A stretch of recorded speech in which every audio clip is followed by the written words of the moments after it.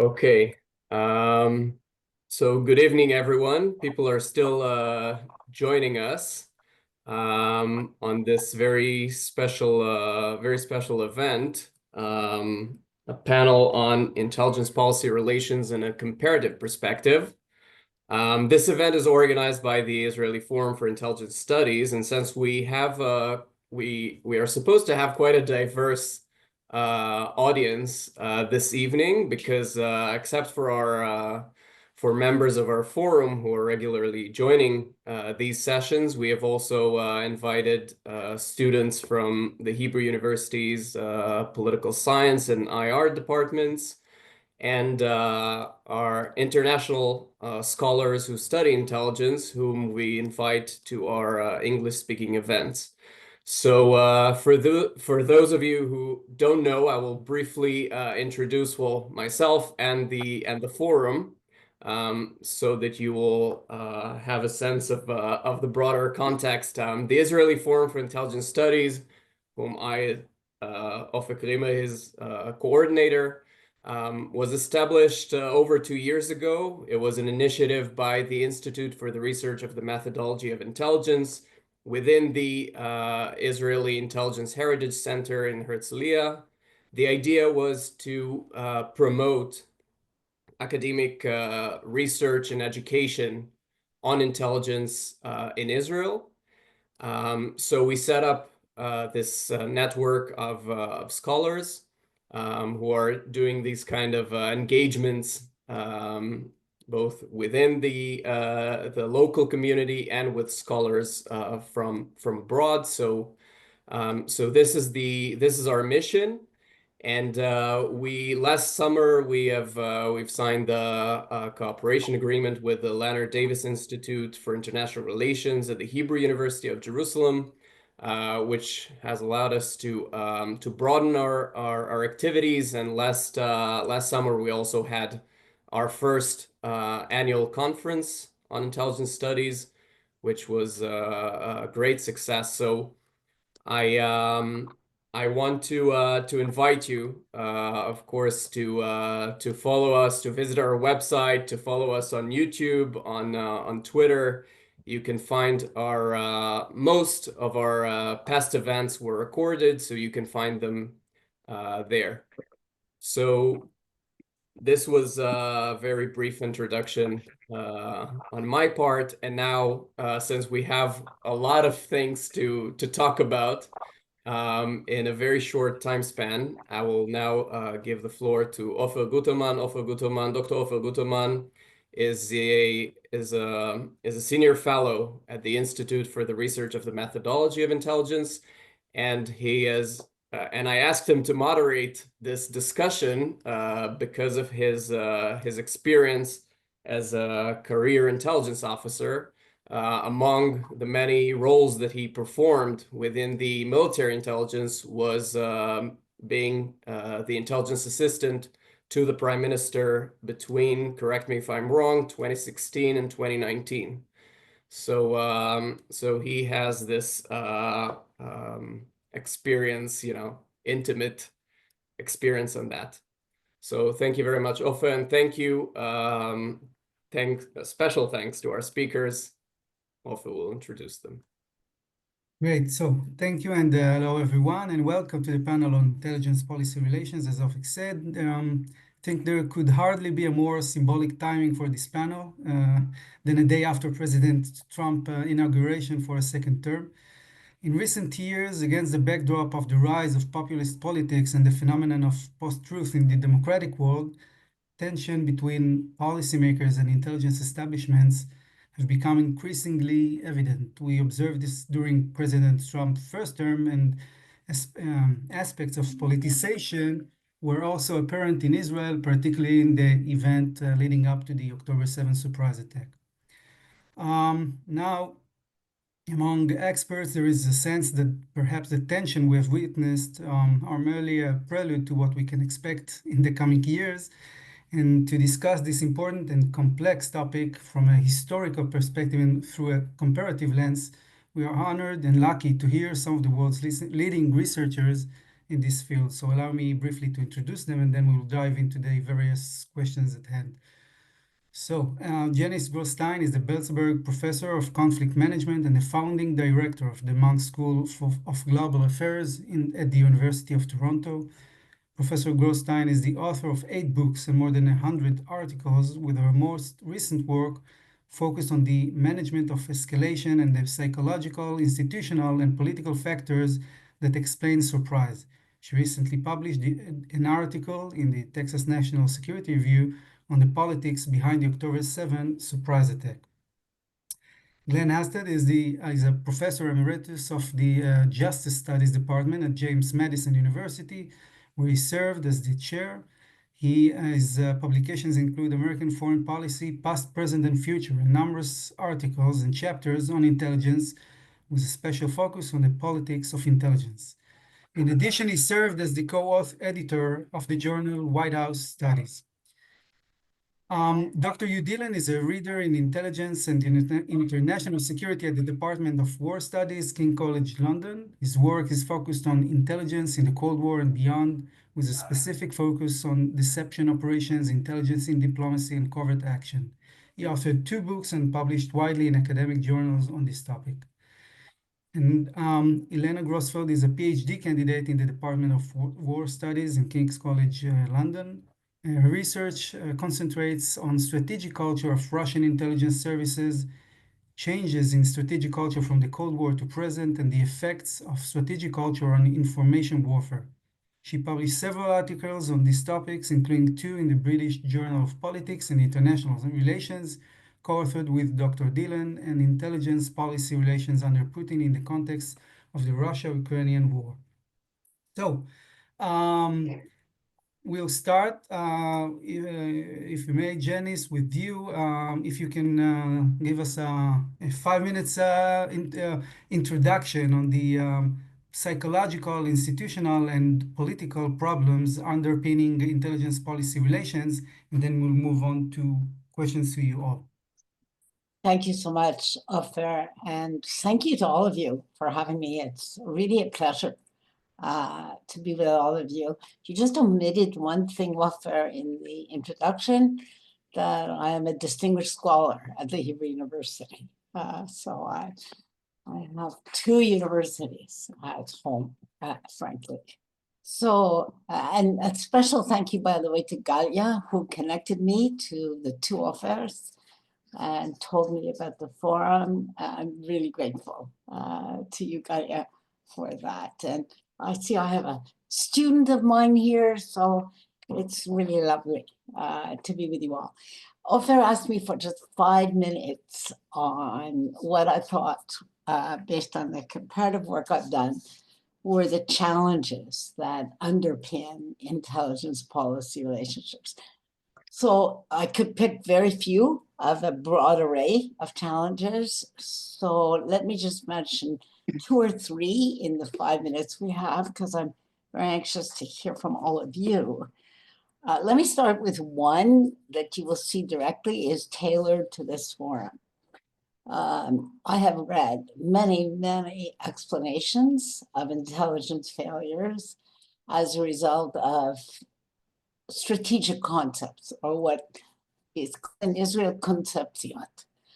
And every time I read it, I feel like throwing up my hands in despair, because everybody has a strategic concept. If we didn't have organizing concepts, we would all collapse from the overstimulation that would come to us if we did. This is a fundamental attribute of neural structure and psychology, that we develop concepts to organize vast amounts of information. So the issue is not the strategic concepts that either intelligence communities have or policymakers have, despite the rich tradition in Israel of using that argument. It is much more how do intelligence analysts identify the evidence that would challenge a prevailing concept? Oh, and that's a methodological point, really. How do we work with markers that, if we saw them, we would sit up and say, that's not consistent. How many do we need? How inconsistent do they have to be? Because it is a dynamic process. So another way of asking this question, and it's true in the United States as well, what are the methods we have for updating prevailing strategic concepts? It is not that we have them, it's that we have issues with the methodologies we use to update these concepts. And that is a much more specific challenge, but it's actually a very hard challenge for people who work in this field. There's no magic bullet. And we could spend the whole hour and a half just talking about alternative methodologies to do that, but it is very, very difficult. The second comment I would make, and this is very true, not so much true of the literature in Israel, but true very much so of the literature in the United States. There's what I would call a story, a stylized concept about what the relationship between the intelligence community and the policy community should be. Intelligence community does collection and analysis and generates estimates in this narrative, and the policy community is the one that develops options and makes choices. That is a narrative which bears no relationship or very little relationship to any reality I've ever seen in any surprise or success, because both are true. And it's very important that we examine successes as well as failures. And we have successes that we know about. I've never seen a process that actually conforms to that. And part of the reason is, as the relationships develop between senior intelligence leaders and policy leaders, confidence develops. There's an interaction, there's discussions, there's shared concepts. And that rigid boundary, which we write about, dissolves very, very quickly. It's porous, and you begin to have a sharing of tasks across that divide.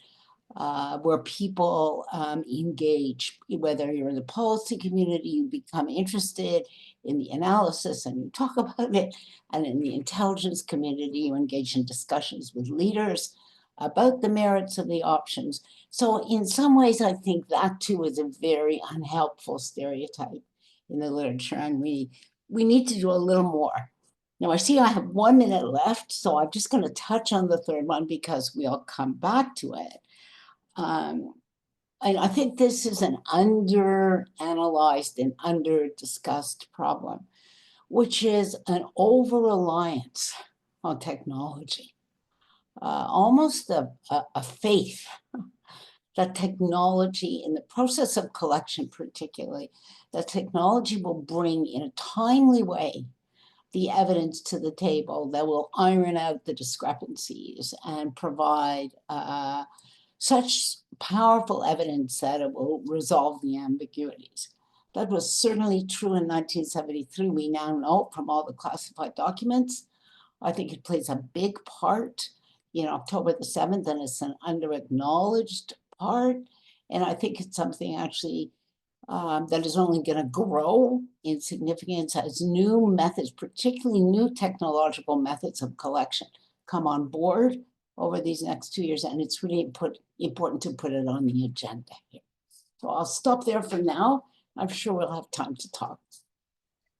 Thank you very much. So we'll move now into, I'll ask 3 questions, and each question I will ask all of you in turn to address it. And again, if you can, up to 5 minutes each. So the first question is, what is the biggest problem or the most significant obstacle to a functioning intel-policy relationship in the case you study?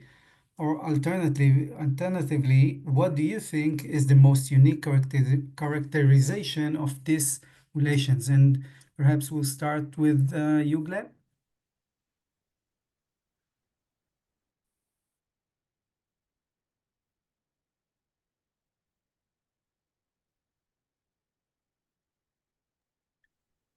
Glenn, can you start? Yes, I'm sorry.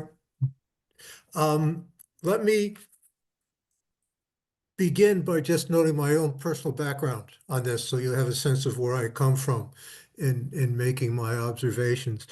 I did graduate work under a man named John Lovell, who was focused on civil-military relations and heavy emphasis on bureaucracy and organization theory.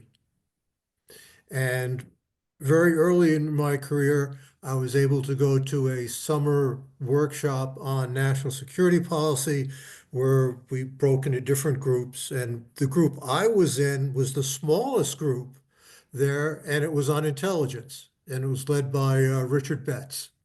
Oh, wow. And so that got me into civil intelligence relations with kind of a focus on surprise, learning, comparative intelligence, and the intelligence policymaker relationship. So that's kind of where I've built on, okay?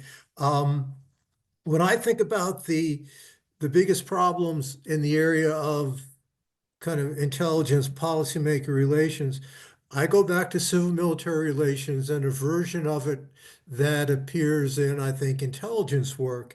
And right in civil military relations, the question was, how close should the civil and the military be? And the intelligence community long-standing debate was just the same. And there were and are still two basic schools of thought. One is the Kent School, named for Sherman Kent, who argues that policymakers and the intelligence community must be kept separate. There must be boundaries between them to ensure the validity and neutrality of the intelligence mission. And if you don't do that, you get intelligence to please. On the other side, you have what some refer to as the Robert Gates School, after DCI Gates, who said the two have to be brought together and interact in order to produce relevant intelligence. And if they don't know what the policymakers are worried about, you're not going to produce needed intelligence. You'll be ignored. Ken School gradually lost some standing over time to the Gates School, and the Gates School most recently has come in for attacks because of the politicalization of intelligence. And Dick Betts is one of the people who've raised that as an issue. Okay, so that's where I kind of build from. What I've noticed in my work is that there is no single civil intelligence relationship. This is a political relationship, and one has to understand that. And it's an evolving, constantly evolving feature. Couple common themes that I've seen in my work is one, that policymakers tend to see themselves as existing apart from the intelligence community, right? Intelligence is here, policy is here. They're not married together. They are separate entities, separate organizations, and they approach it that way.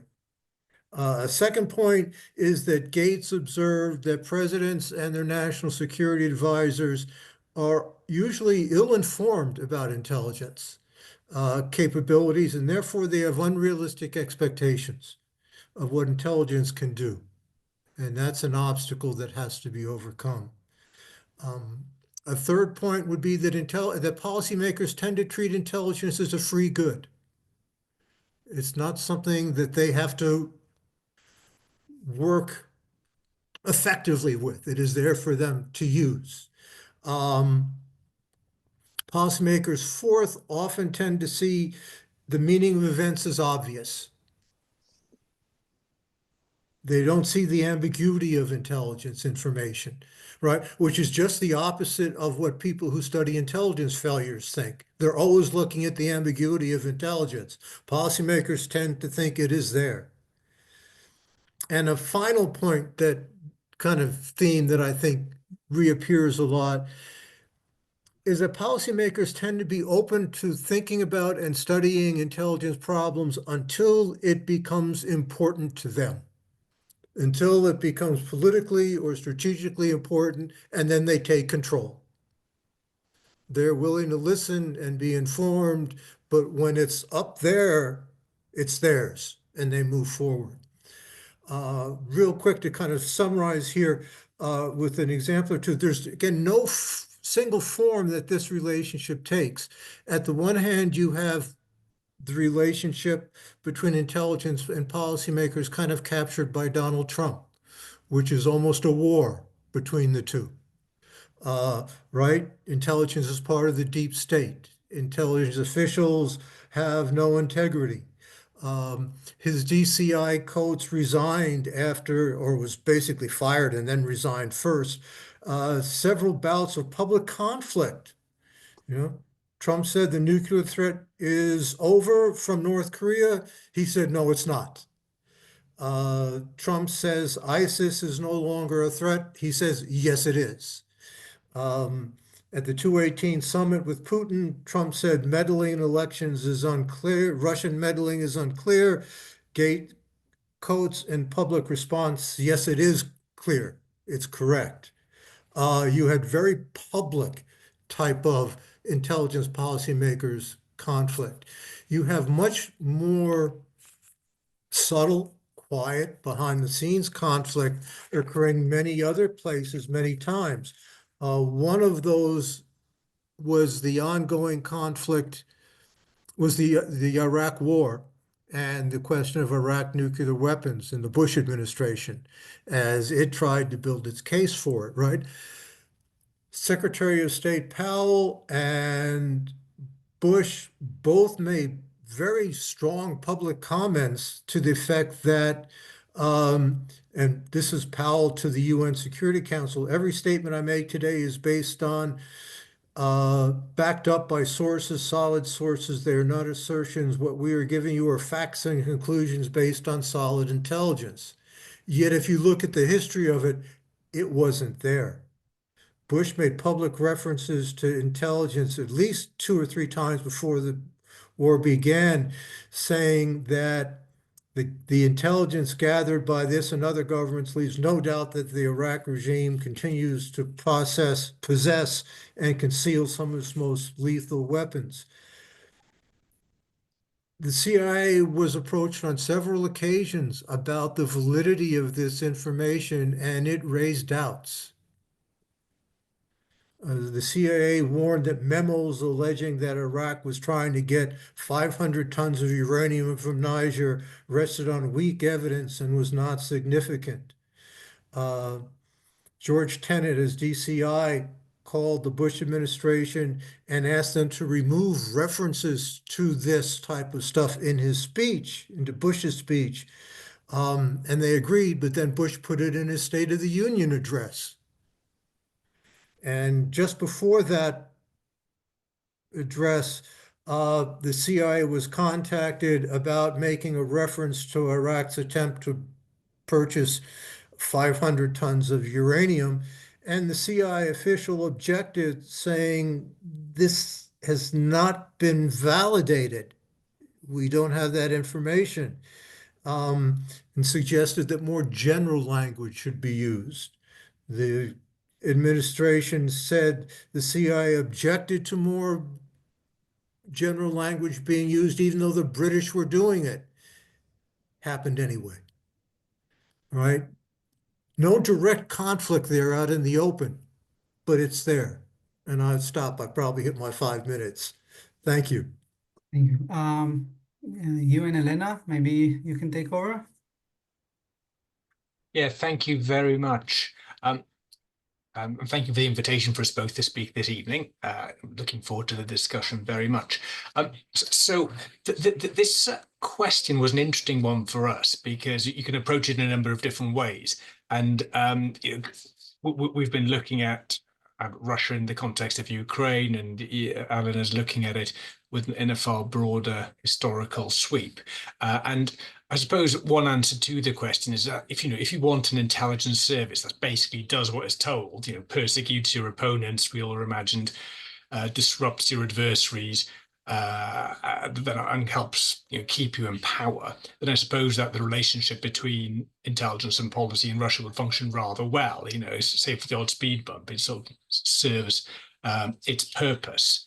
I think that if on the other hand you kind of apply a slightly more kind of normative framework and approach it through a Richard Betts type framework of intelligence being there to facilitate coherent decision in an incoherent environment, then I think you see plenty of instances or factors that make Russian intelligence less than the sum of its parts, in the sense that it struggles to leverage the raw data that comes in to help it make what might from the outside be considered more sensible decisions or better decisions.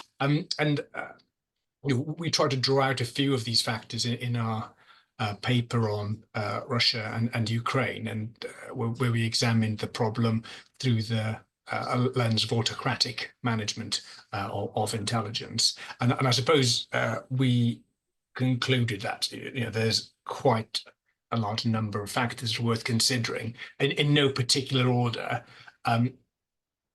Corruption, I think, in general and specifically to Russia, is obviously a big barrier to effective intelligence policy relationships in this context, and in the broader context, I think, of autocratic governance, for obvious reasons. But just to state a few, in a system where everyone has their nose in the trough and everybody is on the take, there is no incentive to change it. There's no incentive to call out people who are just creating stables of fake agents, like we saw in Ukraine. There is no incentive of calling out your boss for skimming off the extra funds for better surveillance equipment or whatever it may be. So the entire thing becomes sclerotic and rots.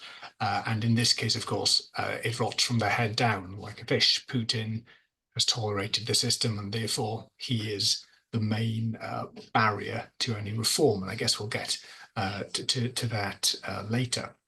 But corruption is obviously then linked to patronage, and patronage means that people will have their positions not necessarily because they're competent or because they know what they're doing, although I'm sure there are plenty of competent people there who know exactly what they're doing, but your position isn't kind of grounded in that. Your position is grounded by your proximity to the boss, like a sort of feudal court.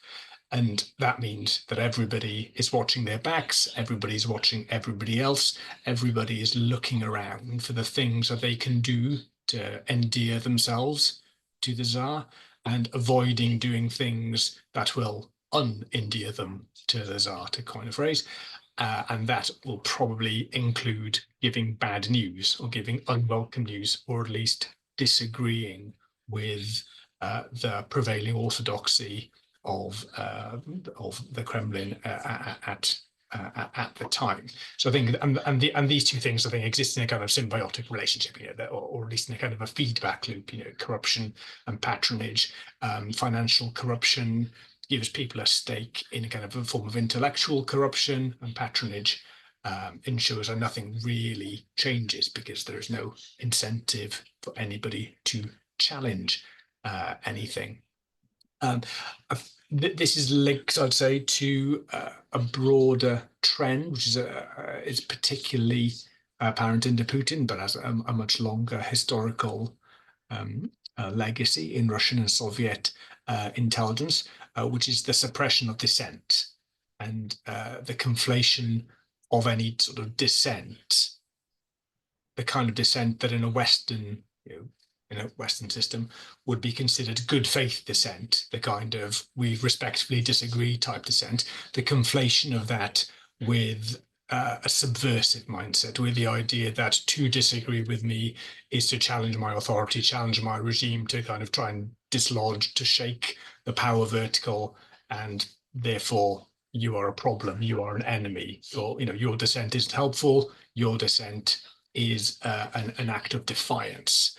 And obviously, in an authoritarian system, defiance cannot be tolerated, therefore dissent cannot be tolerated, therefore net assessment in a national intelligence council or a joint intelligence organization type model becomes a problem, because if you have an organization that exists to ask hard questions and perhaps to suggest that your brilliant idea isn't quite as brilliant as you might think it is.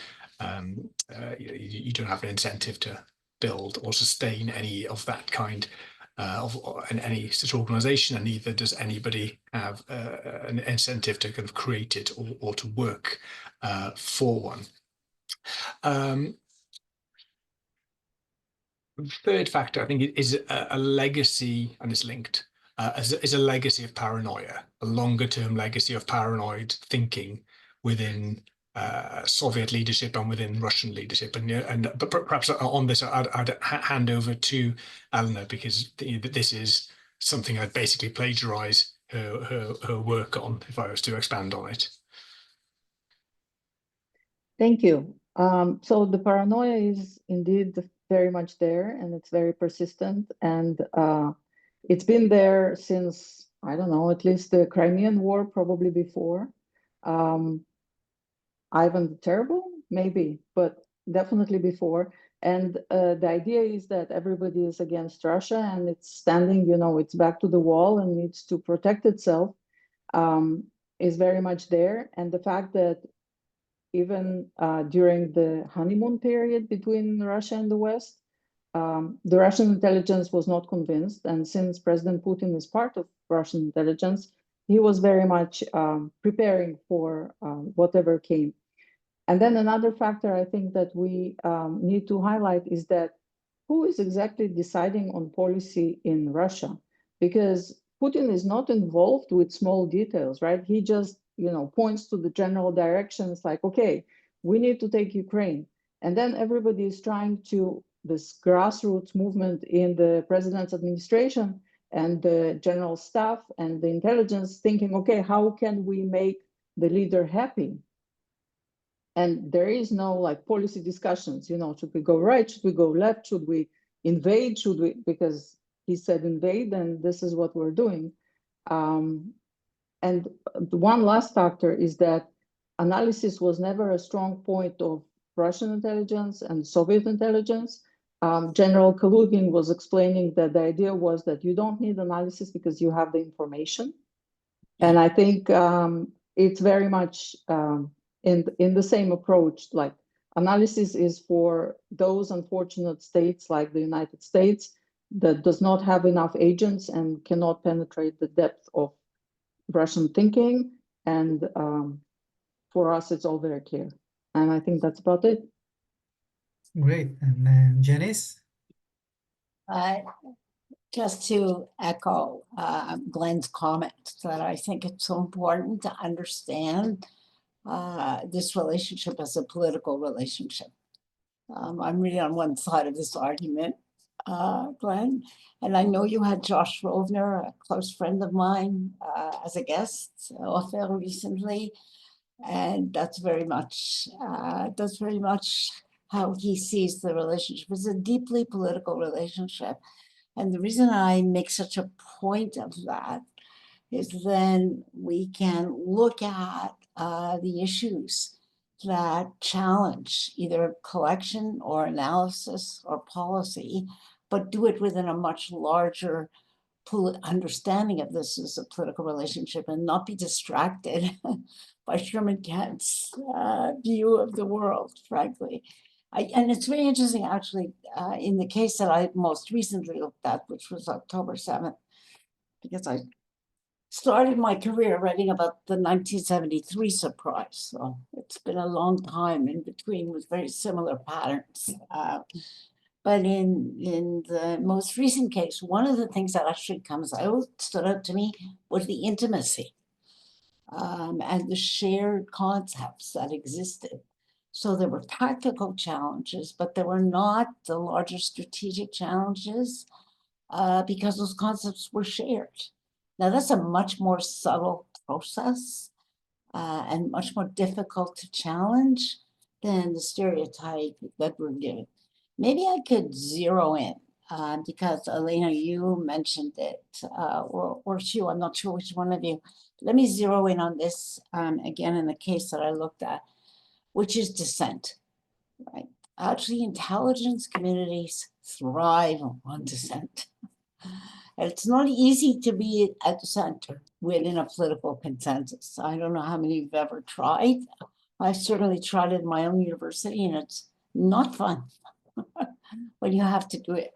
But dissent is absolutely the oxygen that leads to really a much better intelligence, given the inherent ambiguity and uncertainty in which intelligence analysts work. So of course, the striking example on October 7th, which everybody here is familiar with, is the repeated challenges that came from women spotters who were on the front lines, and they were seeing patterns of behavior. So the most specific kind of tactical evidence that was inconsistent with the overarching concepts. But there was no receptivity to that, and everything was invoked, frankly, when you look at the records.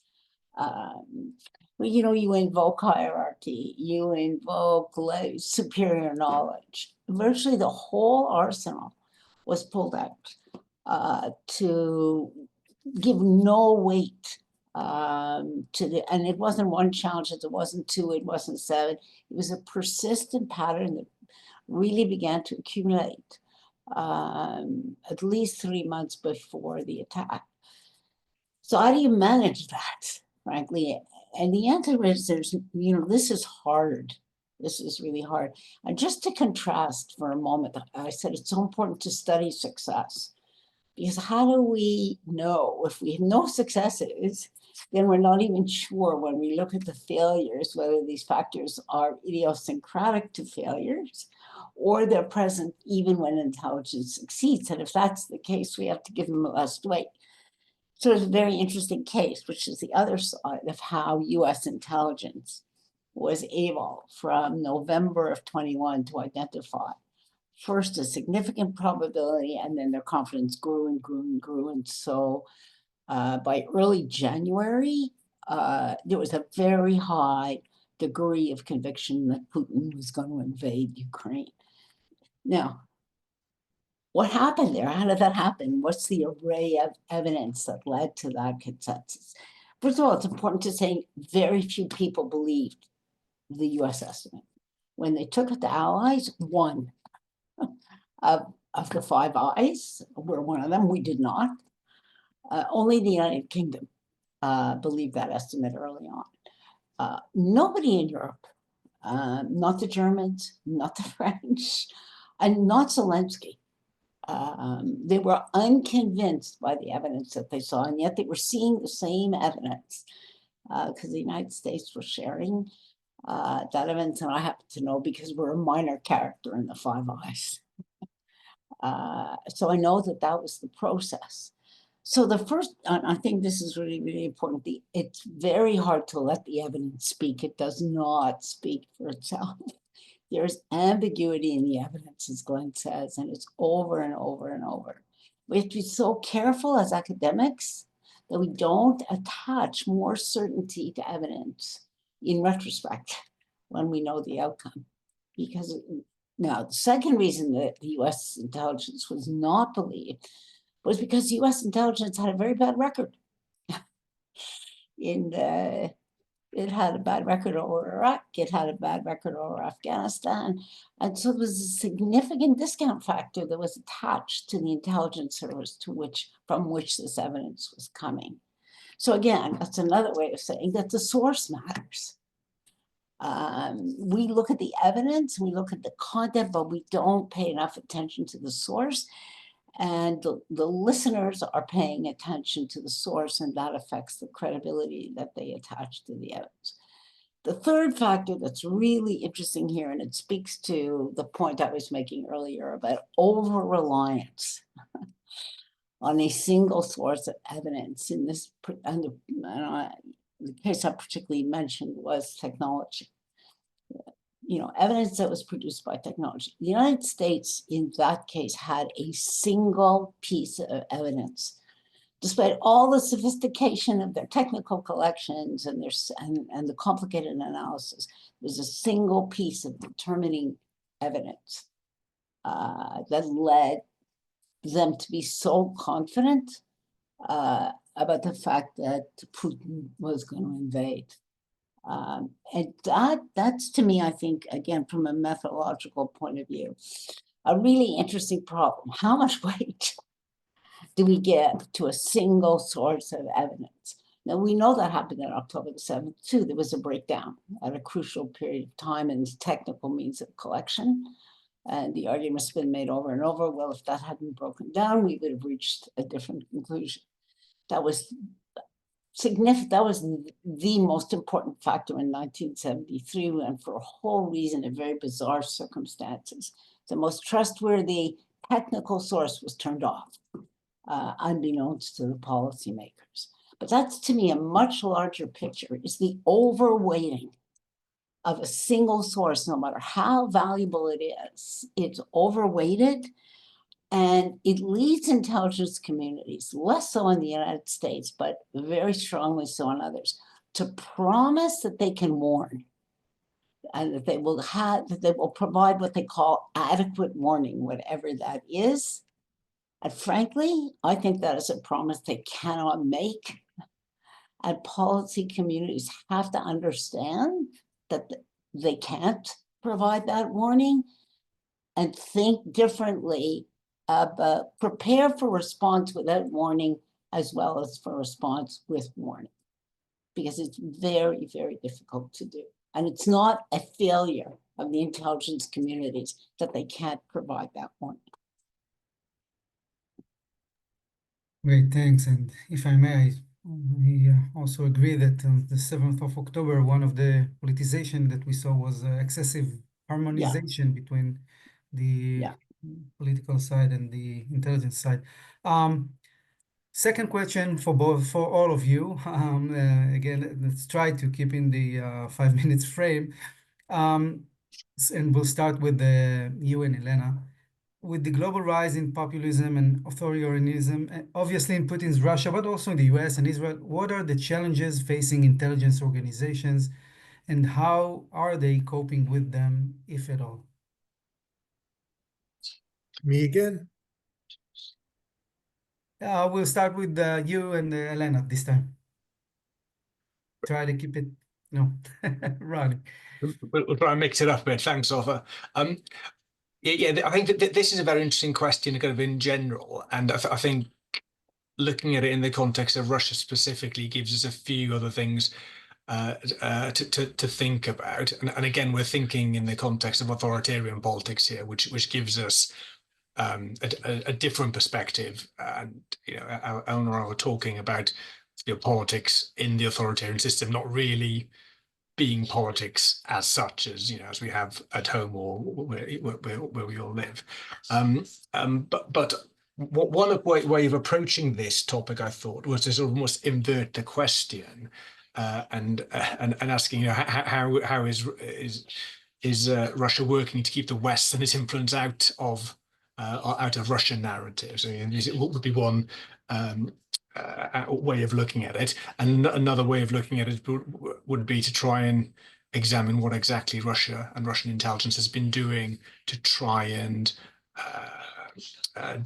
drive populism and support authoritarianism around the world. To start with the second one, I think if we're going to counter authoritarianism or populism or whatever, you have to understand this root. And I think the challenge in the case of Russia is that the root is both deep and has spread very widely, and they know what they're doing, and they've got a long pedigree of doing it. So the categories of things that we need to think about are broad, and they're relatively easy to do, and they're very, very hard to counter. So we're talking big social and educational solutions rather than sort of security, narrowly defined type solutions.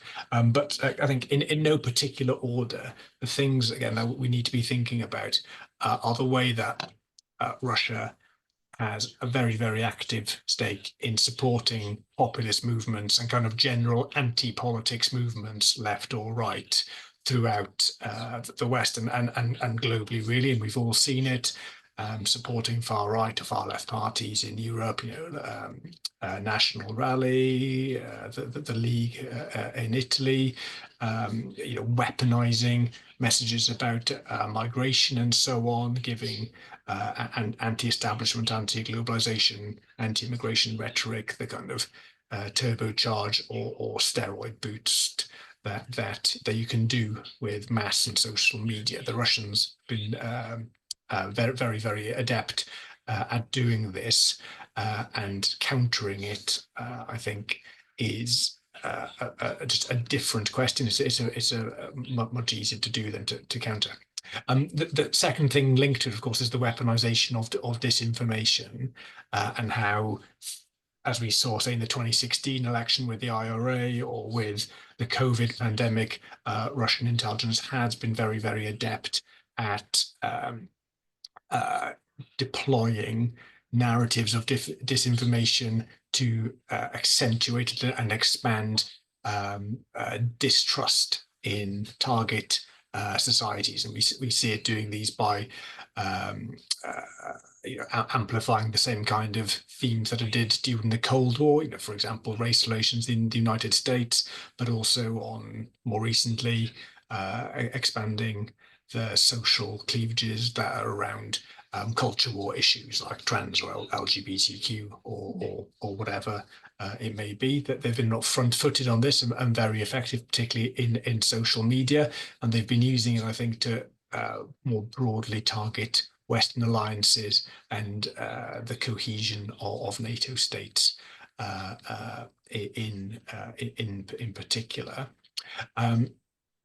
The third thing I'd say about this is that they have been very, very adept at weaponizing domestic issues, issues that are close to home, rather than, say, big international issues, or at least making the international personal. And this kind of makes the global offensive a very local one in a sense. Sorry, you can hear one kind of chatting in the background there. Is about making the global very, very, very personal. So with that, I'll hand over to Elena for a second. I just wanted to add to what you said is, first of all, it's very nice to have young kids. And second is, on the domestic front, though, when the usability or usefulness of domestic authoritarian populist actors declines, the Russian intelligence has absolutely zero problems turning against them. And we can see it even in the case of Girkin, who was the FSB officer who was in charge of, the 2014 Ukraine thing with the Buk missile launcher that took down the Malaysian airplane over Ukraine. He's now sitting in jail because he was too vocal about populism and about the will of the people and about the nationalism. And the same is happening to people now who complain about the Central Asian migrants who are coming to Russia to work. And there's a balance between their danger of being Islamist terrorists with the local unwillingness to see them in such large numbers. So with that, I think we can say that they're doing pretty well. Great. Maybe Janice, if you can. Very short. Look, I think it's a big problem in democratic societies when you have very powerful populist movements. There's a stigmatization of the deep state that crosses, and it's not only directed at the intelligence community, but the intelligence community is a very big part of it.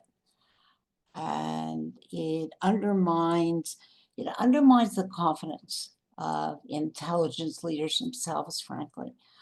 I have seen this really up close in the last 2 months, again, because we're a part of the Five Eyes. There's an intelligence relationship there. And the concern among the other Four Eyes about Tulsi Gabbard as the director of intelligence, the worry about sharing information once she assumes office, the fear about leaks, and the distrust, even when an intelligence community is led by a populist leader, is disabling. I will say it's disabling for some of the officers in it, who either now, by the way, fear arrest in the United States and as a result of actions they took, or certainly self-censor in the face of populists, a sweep of this kind. I think there's not an easy solution to this. How do you cope with it? I mean, for professionals, obviously you continue to do your job, but there's no question that many very thoughtful members of the intelligence community in the United States are worried about their jobs and their careers right now. And it's very sobering, given the responsibilities that they have. I don't want to make this easy. It's not.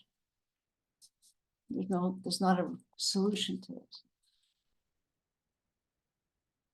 Glenn?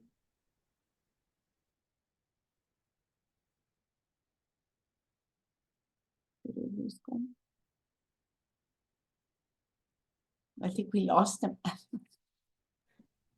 Okay, looks like we lost him. I'll try to track him down. Okay. Maybe we can move on to the third question. Yes. So quick question. What do you see over a big maybe a tough question, but perhaps try to make it short. What do you see over the horizon as a significant challenge to the relationship between intelligence and policymakers, and how would you recommend mitigating it? Because, and I think maybe perhaps it's like a continuation of the second question. Maybe Janice, if you can. Let me come back. There are several challenges. We've put them on the table. There's not one, there's several challenges. But let me come back to the issue that we started to talk about. We didn't really have enough time, which is dissent. And the absolutely critical importance of dissent within any community, right? It doesn't matter what community. If it's a scientific community, it's the same thing. I always say if there weren't dissent, our doctors would still be treating us with leeches. Somebody dissented and said there's a better way. But communities don't do well with managing dissent. It's very important that we institutionalize cultures that make space for dissent, because Israel is such an interesting case again, a tragic case, because these were the lessons that were learned in 1973. These were the recommendations of the Agreement Commission. They were all implemented and they'd all withered. And that's the record everywhere. They wither over time. This is not unique to Israel.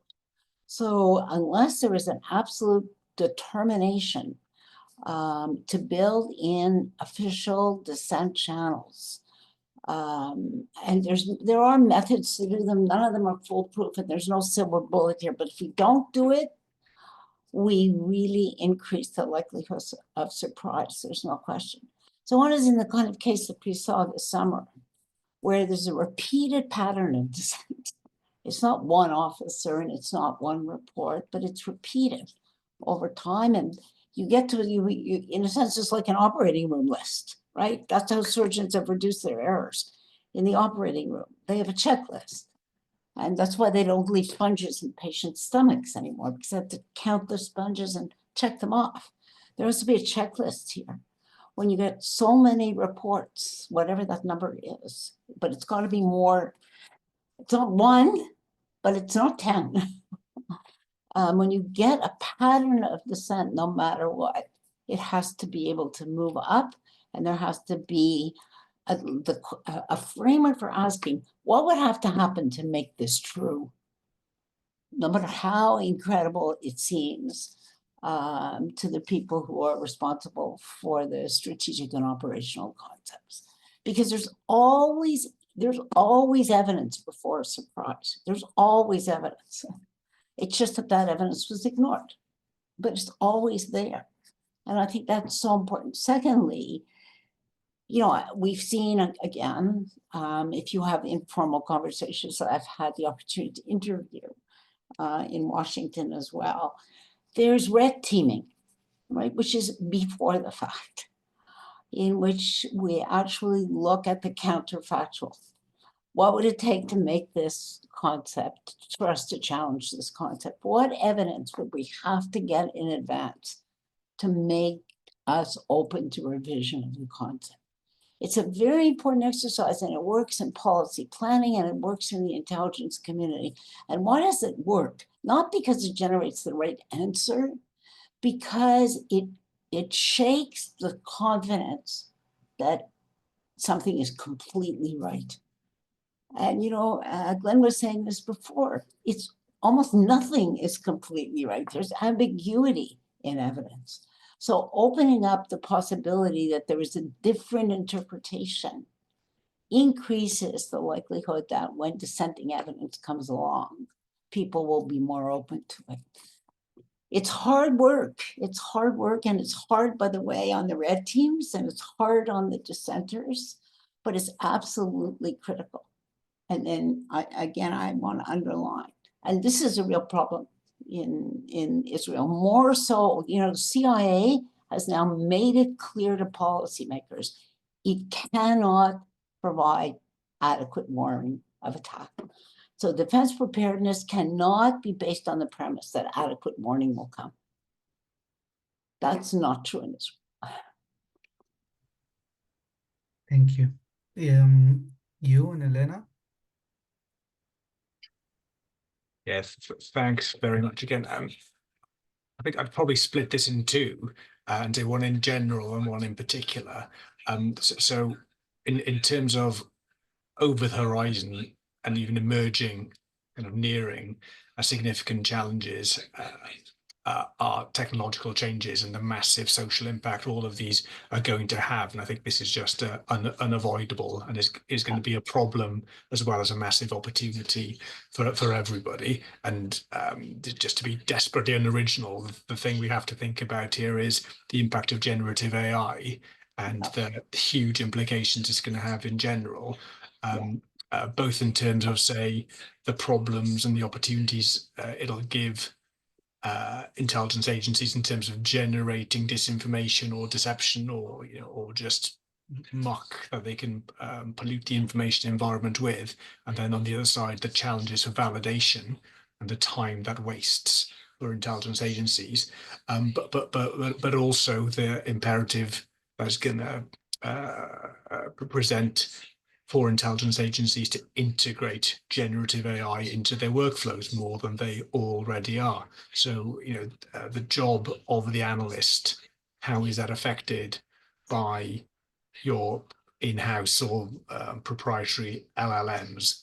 How are you going to be validating systems that can't really explain how they arrived at a certain conclusion? How are you going to build and generate trust with policymakers who are going to have to act perhaps on your large language model derived assessments when they themselves are not digital natives and thinks that this stuff is basically magic that can't be trusted? I mean, there's a huge number of issues that fundamentally boil down to how do you maintain confidence and trust that come out of the application of this sort of transformational technology. We could go on about that all day.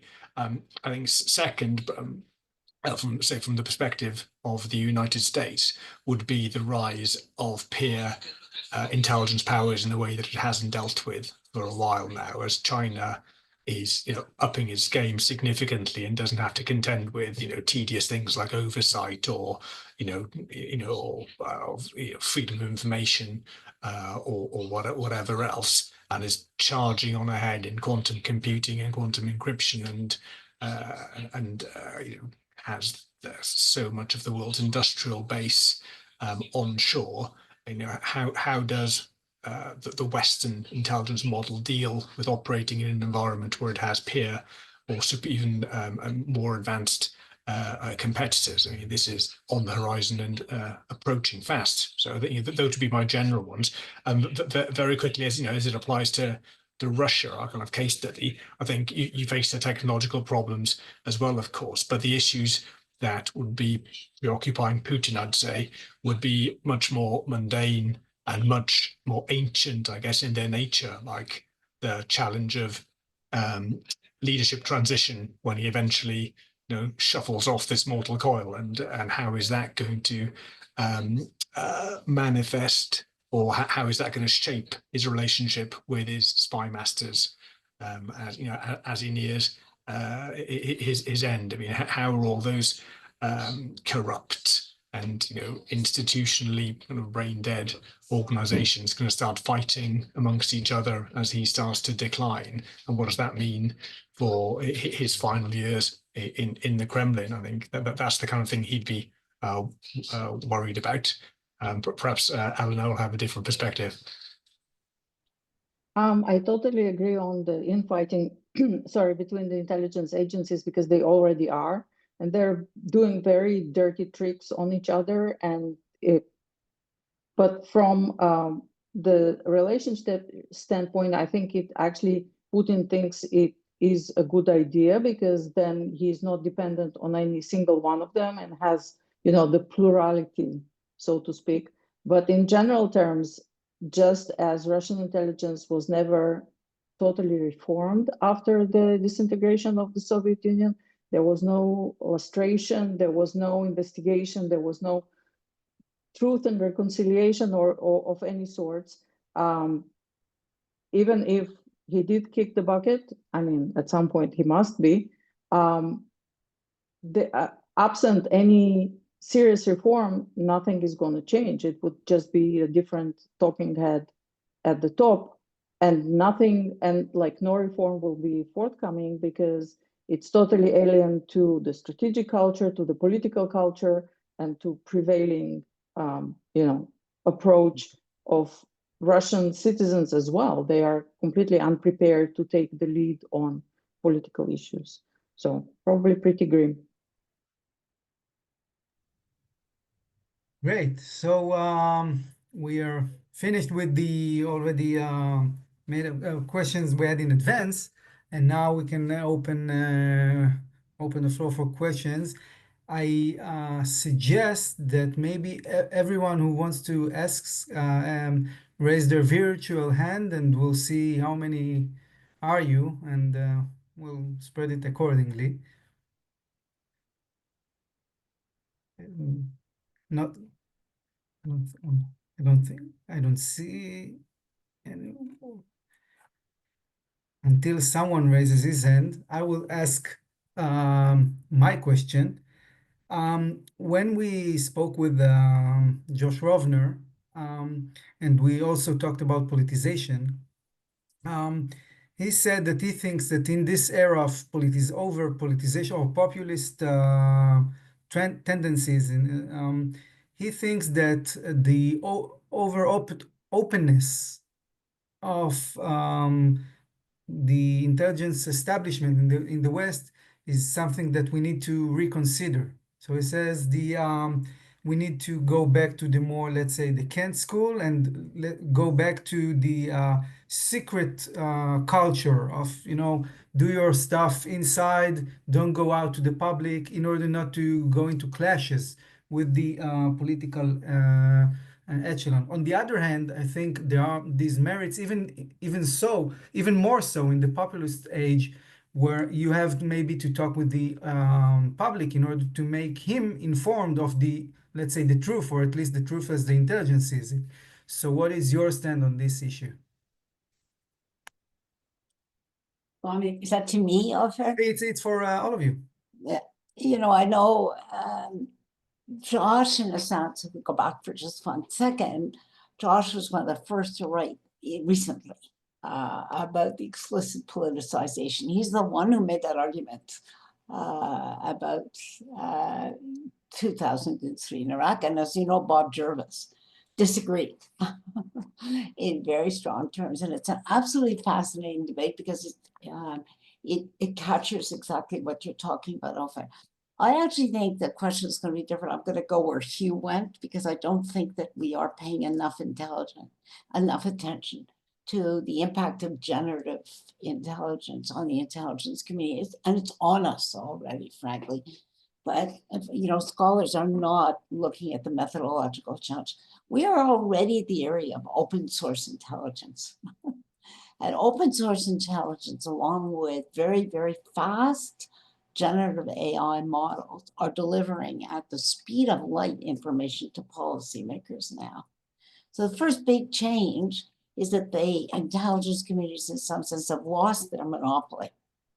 And the intelligence community, even the large one with the 18 or 17 agencies, it's not going to matter, are only one input now into what policymakers are likely to get. That's changing. Now, if that's where we're going, and I think personally that is where we're going, there's a real argument then to refocus intelligence collection and analysis on secret sources, because that's their unique asset that they're able to process that will not be available to any of the advanced generative AI models. And it should be a separate stream. It should not be intermingled with the open source analysis and estimates. And to the extent that those differ, and Hugh, you made the point earlier, that how do you explain to policymakers that you're getting products that you can't yourself explain how they arrived at their analysis? Because that's where we are right now with Gen AI. And that's an ongoing problem. I come from the university where Jeff Hinton is. So we spend lots of time talking about deep neural networks and what the impact is going to be in real time. So I think there is an argument, not the argument Josh made, not because of populism, but because we're in the face of a technological tsunami, frankly, in the way intelligence analysis and collection will be done. And what this then does is separate out into two streams, the secret information and the public information. It's very, very important. I would add one other thing, that as Gen AI and intelligence agencies are already using them, frankly, as they start to, ours is certainly, and as they start to use them, and I think in the UK they are too, from what I understand.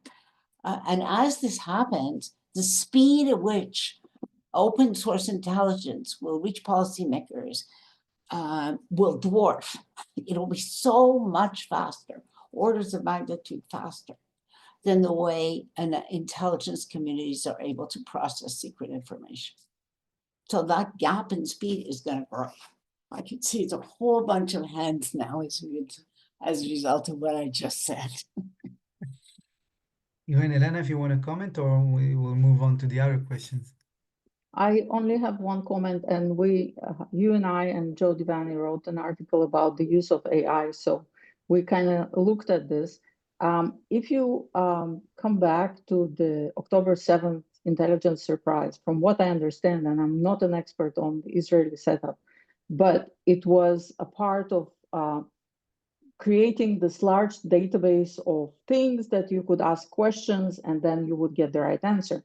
But the problem is, if you don't have area experts, you would not know what to ask.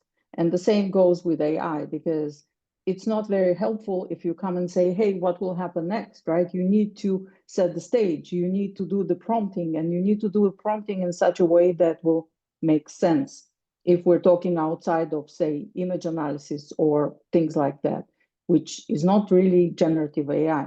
So there is no replacement for experts in areas, and the fact that you have a generative AI does not relieve you of the necessity of developing an expertise. The problem becomes is, how do you develop regional expertise when you have AI that is so very easy to ask questions, even for experts? And if I may, I just as perhaps the final thing on this, you may not be interested in politics, but politics is interested in you. And I think intelligence agencies just have to live with that reality. I mean, if they withdraw from the public space, there'll be a vacuum there, and that vacuum is going to get filled by people who don't know what they're talking about, who have axes to grind who are just going to be talking nonsense. You have to be part of the conversation rather than get muscled out. Because not saying anything is going to fill or is going to generate as many deep state whatever narratives as being part of the conversation is. First. Second, that there is a job of work to be done in this regard by politicians to regain trust. And I think the reason intelligence has had to be dragged, or one of the reasons intelligence is much more prominent in public discourse of late, is that people just don't trust politicians to make judgments without those judgments being supported or kind of buttressed in public by the sort of stamp of authority of serious people in the intelligence world. And if politicians could generate a bit of trust, perhaps intelligence agencies could go back into their box and do the secret things that they'd rather be doing. I think as well, intelligence as a kind of tool in the statecraft box does have a responsibility to educate the public as to what is and what is not possible, and what is not a threat. It can't just be left to politicians. There's a role there for experts. So there's a conversation about the degree to which intelligence might be public or not. But I think reverting back to this kind of Cold War secrecy safety blanket isn't going to solve too many of your problems. Great. Galia, if you want to ask. Hi, thank you. This is very interesting. I'm moving away from AI. My question is, I guess, inspired by something that Janice said about the 5 eyes and the 4 eyes being very concerned about what's happening in the US. And I'm wondering, I mean, most of the discussion here is about the domestic level, right? The interaction between the politicians and the intelligence agencies. And I wonder if there's something general you could say about the impact of this dynamics on international cooperation between intelligence agencies, given that they know what's happening with the politicization of their partners. And the flip side of this is, I wonder if intelligence agencies can actually, or if this happens, work together somehow to deal with domestic political pressures. So how much of it, like an international, transnational interaction we find between intelligence agencies, either to empower each other or conversely to actually downgrade relationship because they're concerned about politicization? Thank you. So this is a really interesting case because we have a DCI, right? At the highest level whom people worry about. So that really makes the conversation very complicated because it's not a matter of intelligence agencies collaborating with the other. The problem is inside now. And so if you actually think about this, there's 2 paths, right? One path is to deepen the collaboration between intelligence officers lower down in the community, in the hope that vulnerable information will not go all the way to the top, but that's a hope. And I can assure you that people are worried about that and concerned about that. They're looking for safe partners at lower levels where they can share that information. The second path, and that doesn't work really well in this case either, is to go around the senior intelligence leaders themselves and share the information at the political level, because these are political relationships. But in this case, that's the president who has appointed Tulsi Gabbard, right, as DCI, and is himself the voice of populism. So if you're the Prime Minister of Britain or the Prime Minister of Canada and you want to get critical information through, because your own communities have produced it, what's the address, right? And so I think the answer is going to depend very, very much on the nature of the information that you want to share. If you become party to information that there is a threat against the United States, for example, and that's operational intelligence, you're going to share no matter what. But there's other kinds of information that I can imagine agencies will withhold. There's a testing period now to see how the kinds of challenges that the IC will face inside the United States, but I think people are underestimating. And who do you go around here? This is the core of the network that provides the most intelligent, the most valuable assets to everybody else in the network, frankly. But people are worried. And I'll tell you, it's really interesting, having been in conversations, let me put it to you that way. There's a public discussion of this and there's a private discussion of this. Because there are these relationships, lateral, horizontal relationships between long-standing members who trust each other, but don't necessarily trust the populist leadership at the top. This is a new challenge, frankly. So there's no proven methods to deal with this in Western democracies. Right. We'll take Gary's question and then Ofek.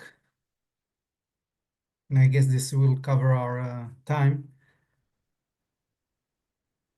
Thank you.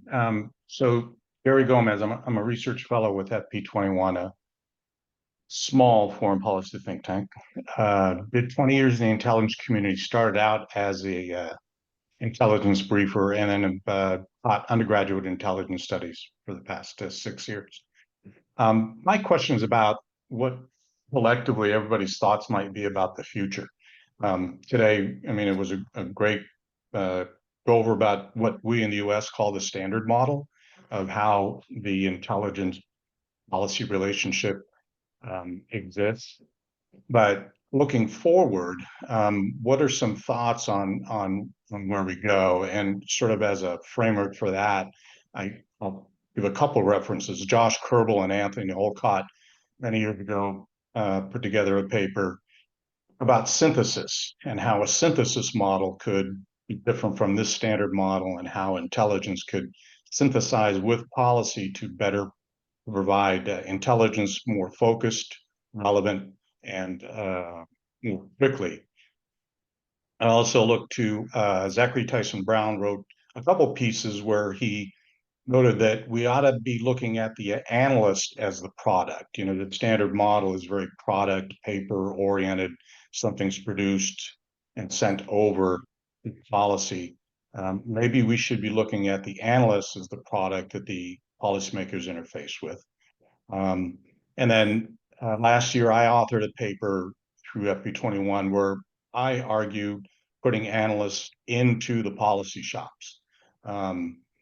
Referencing all the discussions over the past 75 years about how intelligence has become increasingly separated and sometimes irrelevant. Why not put the analysts in the policy shops? And it's actually back in the policy shops because that's how it was prior to World War II. So sort of anybody's thoughts on, you know, what the next steps are, critiques of, you know, what I just referenced. Maybe we collect a few of them so that everybody has a chance to ask a question, and then we'll Great, let's do that. So Ofek and Itai. Okay, so Ofer pretty much snitched my my question on intelligence as a public good as well as how to do well, free good, I guess Glenn referred to this. So GMTA. what's that? GMTA, great minds think alike, you know. Okay. Yeah, so or we have kind of a group thing, right? Because both of us are on these meetings. So I want to take it a little bit sideways and to ask your opinion about the issue of commissions of inquiry. So after we talked a lot about failure, and this is obviously you know, the policy outcome that we wish to see from a functioning intelligence, and of course intelligence policy relations is success and not intelligence failure and intelligence slash policy failures. So what do you, and obviously after failures, the magnitude of October 7 and the likes of which, we see commissions of inquiry. And this has also been very much politicized, especially in the Israeli context in the past months since October 7.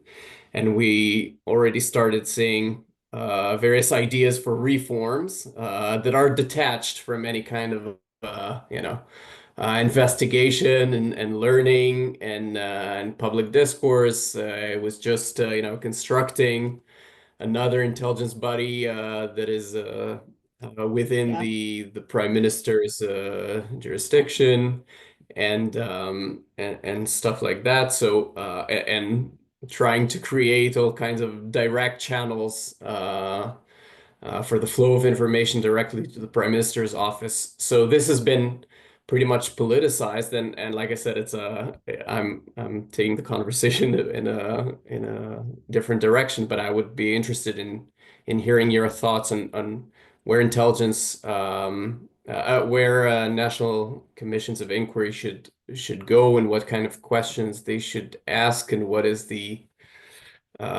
goal of such commissions. Thank you, and thank you very much for this discussion. Shapira. Shapiro, over to you. Great, thank you very much. I'd like to ask really a short question, maybe a bit pessimistic. I'm wondering, what do you think do intelligence communities in the Western world? Do they have tools, bureaucratic or organizational or political ones, to fight or to at least engage this stigma which is being, created of them being part of deep state and conspiracy theories? My sense is that many intelligence communities are still very naive, still looking at themselves as, I always refer to General Hayden, Michael Hayden, he has an amazing speech saying, intelligence is a continuation of the Enlightenment. So between Immanuel Kant and intelligence in 21st century. And the last part of my question, you mentioned that many people, don't trust politicians unless they have conclusions supported by evidence. Let me offer a more pessimistic approach. I think that many people in the US, and I think many people in Israel, it's completely the other way around. Yeah. They trust only the politicians which speak from their guts and from their vision, and do not trust these allegedly deep state, leftist, liberal, woke, whatever, intelligence communities. They distrust the intelligence communities, and they trust the populist politicians who were elected. So again, my question is, do intelligence communities have tools to confront these conspiracy theories and accusations of being part of the deep state, which usually goes to the left side of the political sphere? Thank you. Many questions, and Maybe I could take that one about the commissions of inquiry and leave to Hugh the question of whether the intelligence agencies have tools. I think it's a very, very important question, though. Trust is a huge, we should do one just on trust, right? Because that's at the core of so many of the issues we're discussing. So I think how a commission of inquiry is structured is very important. If we look back at the history, not only in Israel, but in Britain and in the United States, commissions of inquiry become the object of tremendous controversy after they release their reports. It's not for nothing. And it's tied up with what you just mentioned, the relative status of politicians and experts in a retrospective look back. So how can we at least think about your question before a commission is set up? Because that's one of the problems you're solving for, is how do you encourage public trust of whatever a commission of inquiry finds? And we haven't really paid enough attention to that. I think this, and that's clearly where I have to go here, because there's a predisposition to trust the populist leaders who are elected, frankly. That's where we're starting from. We're not starting from a level playing field. I think the second really important thing here is that any commission of inquiry, to be credible, has to do two things. It has to look at the successes, because if you generalize only from failures, you're wrong. I can tell you that. You're simply wrong. Because many of the findings, and I'll be very specific here, many findings of the Agronaut Commission would have been true time and time and time and time again over those same patterns were there, but nobody looked. And therefore, to me, it was a very, very flawed report, not because of the deep state, but because of the failures of methodology that were built into that commission. And I really hope that that does not happen again. Thirdly, we need to look at counterfactuals. And I urge my Israeli colleagues to read the Jervis-Rovner debate, because that's exactly what Bob Jervis's critique was. That you have to look at the counterfactuals. What evidence would have had to be there to persuade the Bush administration that Saddam Hussein did not have weapons of mass destruction, right? And I think that's the right way to think about it. So I think we have a legacy of knowing where the needle is in the haystack and writing the report from that perspective. And that's a deeply flawed methodology. So I was very interested when Galia told me about your work, frankly, because you're doing work on the methodologies of intelligence, which is very, very, very important for the future.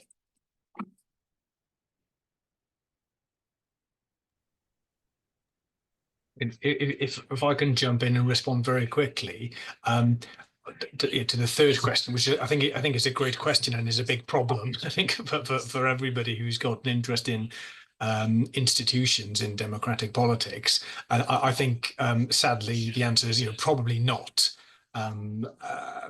I think if intelligence communities did have the tools with which to fight the narratives that they're part of the deep state, then we'd be much better than we are at challenging Russian disinformation, or we'd be much better at challenging sort of general bullshit narratives that we have to contend with every day. I think it's a condition that's worse, of course, of late. But it's not something that you can heal as such. It's something you have to manage. I mean, there'll always be the need for secrecy when you're dealing with intelligence, and wherever there is secrecy, there is conspiracy. And if it's not conspiracy based on something that happened today, it'll be conspiracy based on something that happened 40 years ago, or the Kennedy assassination, or whatever it'll be. And just as we can see from the literature about sort of de-radicalizing or deprogramming people, it's very, very, very hard to shake people's belief that isn't based on any kind of rational analysis, but it's more an article of faith that you are some kind of nefarious actor, that you are part of the deep state. I mean, the more you deny it, the more clear it is that you are part of it. The problem is bigger than intelligence agencies. It's a problem of politics and a problem of a lack of faith or a crisis of confidence, or however you want to frame it, in democratic institutions, kind of paired with a kind of anti-enlightenment moment that lots of people in the West and beyond are making a lot of political hay and probably a lot of money too out of stoking, unfortunately. So I think the answer is no, and it's a big problem. Just to add to what you said is, when you look at totalitarian states, it's very clear that most of the people, who has still a bit of brain left, do not believe anyone. Not the totalitarian dictator, not the intelligence, definitely not the official press, and not the propaganda. Once you lose this ability to distrust everybody, sort of, because you became accustomed to some sort of plurality of opinions or ability to look for your own information, it's really hard to regain it again. And you see it in Russia, for example, because so many people now do believe the official propaganda. Before, 91, nobody believed the official propaganda, the people who produced it and the people who consumed it. So I'm wondering if there is a way, without plunging everybody into like totalitarian state, to actually regain this level of mistrust. And for that, you mentioned the sect. I remember reading a book by a person who used to be in the Moonies and then became a person who actually takes out people out of sects. So maybe we should all, brush up on that and hope for the best. Okay, so with this somber tone, I think we came to the end of this very insightful panel, and I want to thank you all. I mean, it's been very gracious of you to share your insights and thoughts, knowledge, and thank you again. And hopefully see And you we all. will construct an inquiry into Glenn's disappearance. Yeah. But we thank him as well. And thank you very much, Ofe, for leading this discussion. Our next meeting will be February 19. It will be an in-person meeting in Hebrew on diversity in the intelligence. It's quite different, I think, from the discourse in the US on this topic.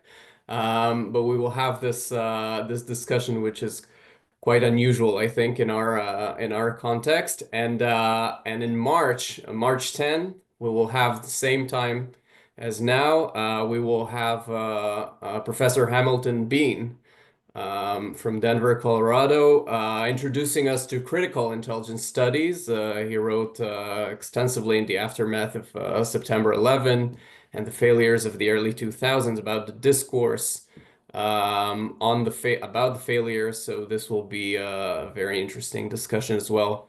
Thank you all very much.